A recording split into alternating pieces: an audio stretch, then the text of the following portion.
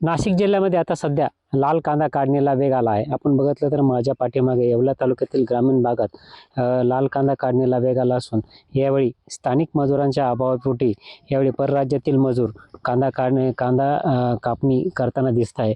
आपल्यासोबत येथीलच काही कांदा उत्पादक शेतकरी काय सांगाल की परराज्यातील मजूर दिसत आहे? सध्या आमच्याकडे काढणीचे काम जोरात चालू असल्यामुळे मजूर भेटत नाही. त्यामुळं आम्हाला वेळेवर काढणीसाठी परराज्यातून मजूर बोलावं लागतं, कारण इथं भेटत नाही वेळेवर. आणि सध्या त्यांच्यावरच आमची शेतीचे उत्पादन निघण्याची शाश्वत हमी उपलब्ध झालेली. एकूणच बघितलं तर स्थानिक मजूर मिळत नसल्याने अक्षरशः परराज्यातून मजूर आणण्याची वेळ येथील कांदा उत्पादक शेतकऱ्यावर आले असून या परराज्यातील मजुरांच्या साहाय्यानेच आता कांदा काढणीचा वेग यावेळी तालुक्यात दिसून येत आहे. नरेंद्र बटाव, जय महाराष्ट्र न्यूज, येवला.